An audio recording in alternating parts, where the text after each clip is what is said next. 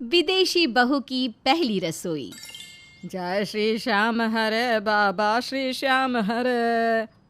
Mom, मुझे बहुत जोरों की भूख लग रही है, कुछ खाने को मिलेगा? अरे बेशरम, अभी मैं पूजा कर रही हूँ। तेरे पापा ने भी अभी तक कुछ खाया नहीं। भोग लगे बिना कुछ नहीं मिलेगा। मीरा पुराने रीति रिवाजों को मानने वाली औरत है, जिसकी रसोई में बाहर का खाना तो दूर, कभी लहसुन प्याज तक नहीं बना है। मीरा का इकलौता बेटा मोहित विदेश में पढ़ता है। श्यामलाल जी की राशन की दुकान है, जो कि अच्छी खासी चलती है।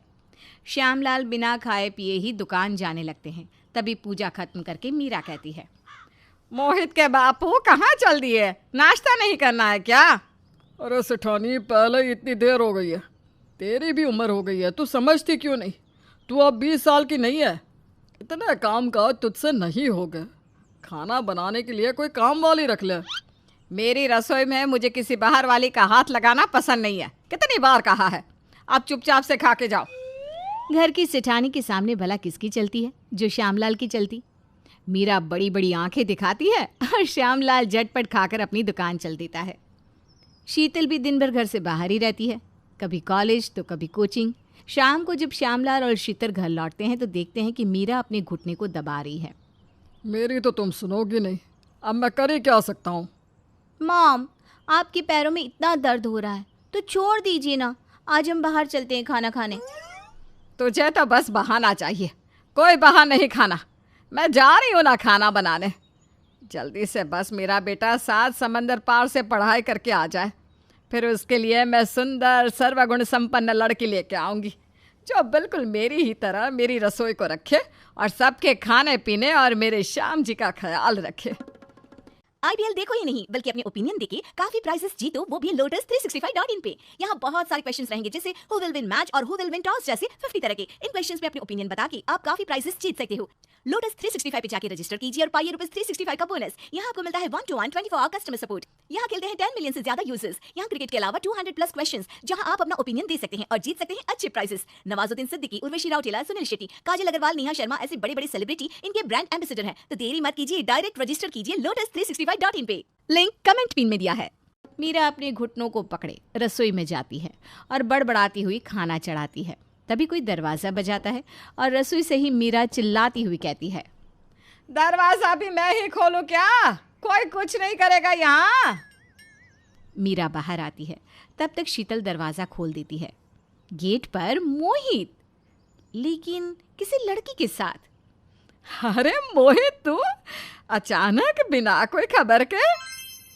क्यों मॉम, भैया ऐसे नहीं आ सकते क्या? हाँ हाँ, क्यों नहीं, इसी का घर है, जब चाहे आए। लेकिन ये अधनंगे कपड़ों में कौन है?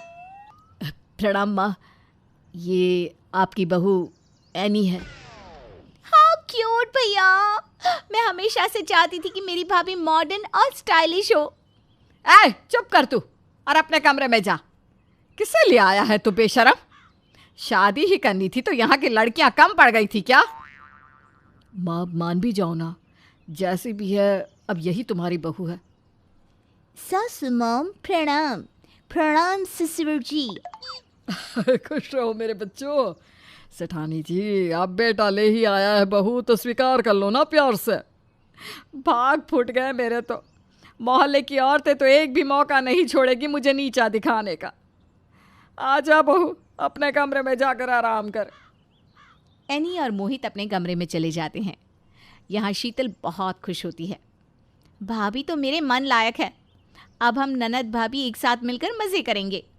लेकिन घर में बाकी सबका विदेशी बहू को देखकर मूड ऑफ हो जाता है। कोई खाना भी नहीं खाता। अगली सुबह एनी सुबह जल्दी उठ जाती है और नहा धोकर एक अच्छी बहू की तरह साड़ी पहनकर रसोई में चली आती है। भाभी, आज आपकी पहली रसोई है, कुछ डिफरेंट खिलाओ। मॉम के हाथों का वही गांव का खाना खा खा कर मैं तो थक गई हूँ। मुझे तो इंडियन खाने का कुछ आइडिया ही नहीं है। I will cook Italian. मुझे अपनी पहली रसोई की रस्म पूरी करनी है। शीतल इटालियन फूड सुनकर ही खुश हो जाती है और नाश्ते के टेबल पर जा बैठती है। उधर मीरा रोज की तरह नहा धोकर अपनी पूजा में लग जाती है। पापा, आज भाभी खाना बना रही है तो नाश्ते किए बिना मत जाइएगा। मेरी बहू की पहली रसोई है तो मैं भला कैसे जा सकता हूँ? शीतल के साथ मोहित और श्यामलाल भी टेबल पर नाश्ते के लिए बैठ जाते हैं। तभी किचन में से बर्तनों की आवाज़ आने लगती है। मीरा आवाज़ सुनकर पूजा के बीच में से ही उठकर रसोई में चली जाती है। मेरी रसोई का नाश कर दिया तुमने, सब चीज़ में हाथ लगा दिया। अब मैं मेरे बाबा का भोग कैसे लगाऊंगी? पूरी रसोई को तहस नहस कर दिया है, भाग ही फूटे हैं मेरे। कहाँ सोचा था सर्वगुण संपन्न बहू आएगी और कहाँ ये विदेश है। ससु मॉम, आप ऐसा क्यों कह रही हो? मैं अभी नाश्ता लगाती हूँ, आप भी बाकी लोगों के साथ बैठिए।